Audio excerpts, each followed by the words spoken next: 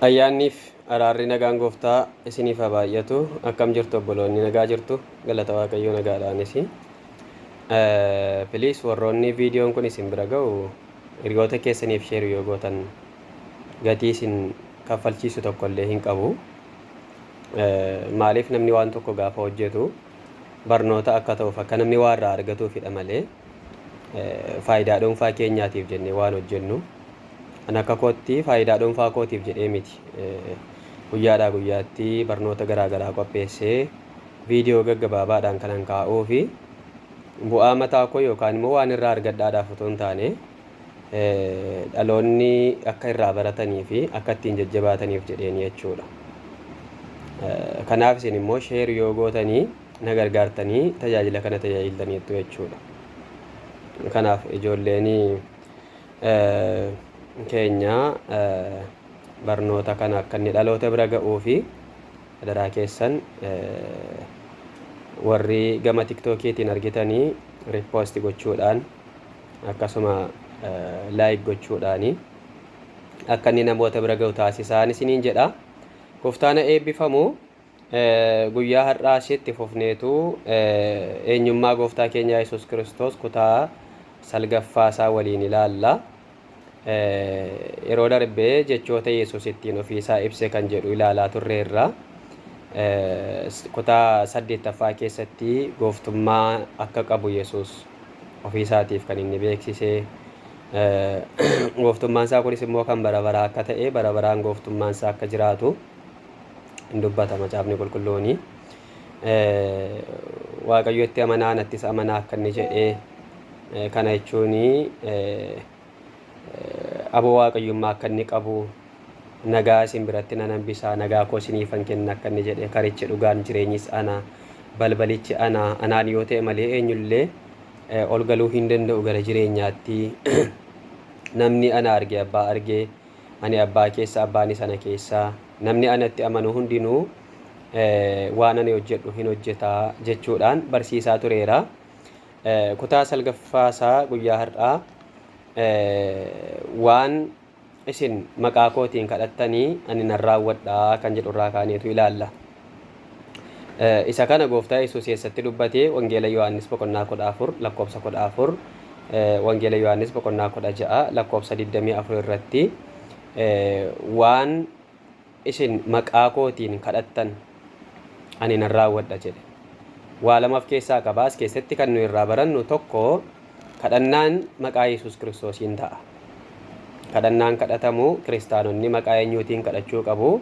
Maqaa Yesuus Kiristoosiin kadhannaa jechuudha. Maqaa kootiin kadhattu jedhe. Ani immoo nan raawwadhaa jedhe. Ani nan raawwadha jedhe. Maqaa isaatiin isa kadhannee maqaadhuma isaatiin immoo isa nuyi kadhanne sana kan raawwatus isadha. Kun maal agarsiisa? Ofii isaatiif Waaqayyo akka inni ta'e agarsiisa jechuudha. Maqaa kootiin kadhattu anatu raawwataa jedhe Yesuus. Yesuus Kiristoosii aboo waaqayyummaa qabaachuusaa, humna waaqayyummaa qabaachuusaa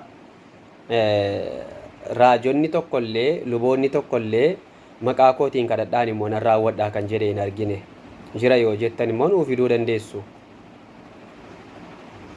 Fakkeenyaaf amma Malkisaadiqii luba guddaadha. Luboota warra kaan hundumaarra hin caala, Yesuus irra hin caalu malee luboota warra kaan hundumaarra hin caala Malkisaadiq kun akka macaafni qulqulluun jedhutti. Malkisaadiq inni luboota hundumaarra caalu kuniyyuu maqaa kootiin kadhadhaa ani immoo isiniifan raawwadhaan jenne. Raajonni warra akka Isaayyaas faa, warra akka Ermiyaas faa, warra akka Daani'eel faa, Hisqeel faa Museedhuma inni Waaqayyoo galaanattiin gargar kuteeyyuu maqaa kootiin kadhadhaa ani nan raawwadhaan jenne. Ilaa hubadhaa dubbii kana adda baasaatiin. Yesuusii maqaa kootiin yoo kadhattan ani nan raawwadhaa jechuunsaa inni ofii isaatii fi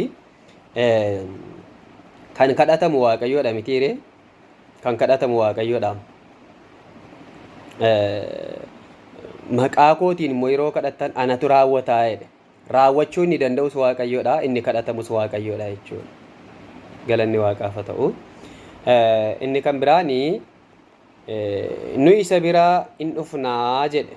Nu isa bira in dhufna. Yohaannis 14:23. Kuni jecha sadan tokkummaa of keessaatii qaba. Nuyi isa bira dhufnaa jedhe gooftaa Yesuus. Maal of keessaa qaba jechi kuni? Jechi nuyi jedhu kuni jecha sadan tokkummaa kan of keessaa qabudha. Abbaa, Ilma, Hafuura Qulqulluu. Yesuus eenyummaa isaa yookaan singil qofaa isaa yerootti eenyummaa isaa namummaa isaa kana yeroo ibsuu barbaadu ani jedheetoof waama. Sadan tokkummaa yeroo ibsu immoo nuyi jedheetoof waama. Quraana keessatti amma bakka baay'eetti nuyi akkas goona, nuyi akkas goona, nuyi akkas goonaa jedha. Nuyi inni jedhu kuni maal ibsaa gaafa jennu Allahan ofiisaa kabajaa nuun jedhu. Allahan ofiisaa kabajaa nuun jedhu, of kabajuu isaatii jedhu. Nuyi inni jedhu kun immoo jechuma kamittillee yoo ta'e, afaan kamittillee yoo ta'e baay'ina kan agarsiisudha malee kabaja kan agarsiisu miti. Baay'ina agarsiisa garuu kabajan agarsiisu. Isa jechuu fi isaan jechuun gargari. Isa jechuun nama tokko agarsiisa. Isaan yoo jette immoo baay'ina agarsiisa. Ana yoo jette nama tokko agarsiisa. Nuyi yoo jette immoo namoota baay'ee ta'uu agarsiisa. Qaamni baay'een jiraachuu agarsiisa. Nuyi isa bira dhufna gaafa jedhu Yesuus qobaasaa miti. Tokko. Tarii immoo namoota yeroo sana isaa wajjiniin turanii wajjinidha lakki. Jechi kun jecha icciitiitiin jecha sadan tokkummaa kan of keessaa qabudha. Gooftaa Yesuus Kiristoos ani abbaa keessa abbaanii sana keessa akka inni jedhe armaan olitti ilaalleerra. Hafuurri qulqulluun immoo isarra buufateera argitu. Sadan tokkummaatiin jira jechuudha. Hafuurri qulqulluun isarra buufatee isa keessa jira. Abbaanii sana keessa anis immoo abbaa keessa jira dheera. Qaama sadan tokkummaa agarsiisa jechuudha.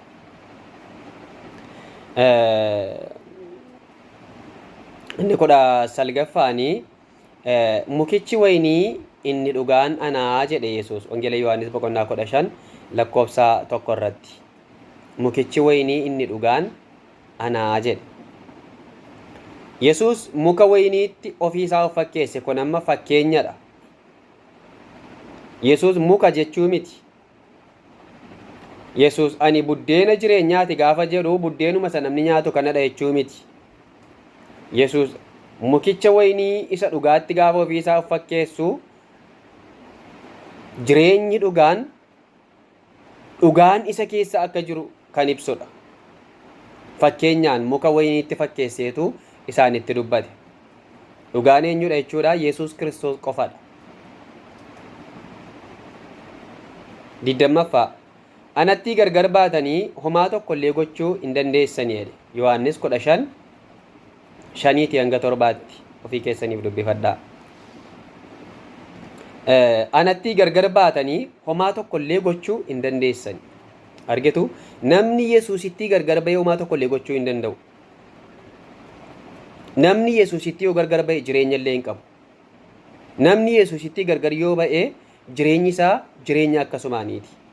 Anatti amma kakuu moofaa keessatti sabni Israa'el gaafa Waaqayyo irraa galagalanii diina isaaniitiin mo'amaa turan. Homaa gochuu hin danda'ani.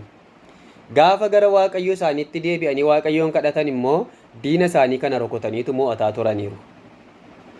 Kana jechuun namni Waaqayyotti gargar ba'ee homaa gochuu hin danda'u. Yesuus maal jedhee? Anatti gargar baatanii homaa tokko illee gochuu hin dandeessanii jedhe. 21 jaalala kootti qabamaa jiraadhaa. Yohaannis 15:9 jaalala kootti qabamaa jiraadhaa. Yesuus jaalaladha. Jaalalli immoo amala Waaqayyooti. Jaalala jechuun baay'ee wayii fakkeessaa sabara si'anaa kana miti. Jaalala dhugaan Yesuus keessa jira. Yesuus jaalala isa dhugaa beeka. Amalli jaalala dhugaa immoo amala Waaqayyooti. Namni jaalala dhugaa qabaa yoo jettanii hin qabu, hin soba. Haala laaleessi jaallataa, bu'aa laaleessi jaallataa, faayidaa laaleessi jaallataa. Yoo waan tokko sirratti arge immoo si jibbee si dhiisee si biraa deema. Jaalalli garuu mudaa kee wajjin, rakkina kee wajjin dhibee kee wajjin haala kee hundumaa wajjin kan si jaallatutu jaalala dhugaa jedhama. Kanaaf Iyyesuus jaalala isa dhugaa beekaa. Iyyesuus jaalalli inni dhugaan isa keessa jira. Jaalala dhugaa kan qabu immoo jaalala agaabbeedhama. Jaalalli agaabbeen kun immoo kan Waaqayyooti. Maqaan Waaqayyoo bara baraan haa eebbifamu. 22 isin ana hin fo'anne anatu isin fo'atee jedhe Yohaannis 15:16. Isin ana hin fo'anne anatu isin fo'ate. Argitu Iyyesuus Kiristoos anatu isin fo'atee nuun jechaa jira. Inni nama fo'atu kun immoo Waaqayyoodha. Inni nama fo'atu Waaqayyoodha. Anatu isin fo'ate isin ana hin fo'anne. Dhugumatti Yesuus biyya lafaa kanarra deddeebi'ee yeroo barsiisaa turetti baay'een isaanii Yesuus kanaaf harka rukutanii hin simanne. Yesuus garuu namoota gara isaa dhufan hundumaaf simateera. Akka namoonni gara isaa dhufaniifis immoo waamicha godhaafii tureera. Har'allee Yesuus kallattii garaagaraatiin jireenya ilmaan namaatiif waamicha godhaa jira. Anatu isin fo'ate, isin garuu ana hin fo'anne. Kana jechuun Yesuus jaalalaan nu fo'ate. Yesuus ofiisaa nuuf laateetu nu fo'ate. Yesuus ofiisaa gad of deebiseetu uniin akka nuyi ol kaanu ofiisaatii akka nama yakka godheetti yakka keenya fudhatee yakka nurraa fuudhuudhaaf ofiisaatii nu fo'ate jechuudha Yesuus. Warri fo'annaan kun isin qaqqabe baga gammaddan. 23 namni na jibbu abbaa koo sin jibbaa jedhe Yohaannis 15:23 irratti. Namni ana jibbu abbaa koo sin jibba.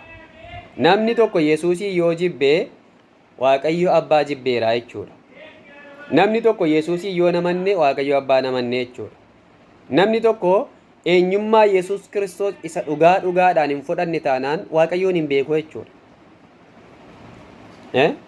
Amma Yesuus ani du'eeraa jedhe hin duune qaamni tokko immoo yoo ittiin jedhe Yesuusiin jibbuusaa agarsiisa. Yesuus ani abbaa koo keessan jiraa jedhe abbaa qabaa jechuudha. Lakki Yesuusii abbaa hin qabu ilma waaqaas miti namni jedhu Yesuusiin jibbuusaa agarsiisa. Maaraga ati qabdu tokko hin qabdu namni tokko yoo siin jedhee si jibbuusaa agarsiisa. Waan ati qabdu tokko siif iyyuu haa kennamu maafi mushkilaa. Waan ati qabdu tokko hin qabdu qaamni tokko yoo siin jedhe jibbuusaa si jibbuusaa agarsiisa jechuudha. Kanaaf namni ana jibbee abbaa koo sin jibbaa jedhe gooftaa Yesuus Kiristoos.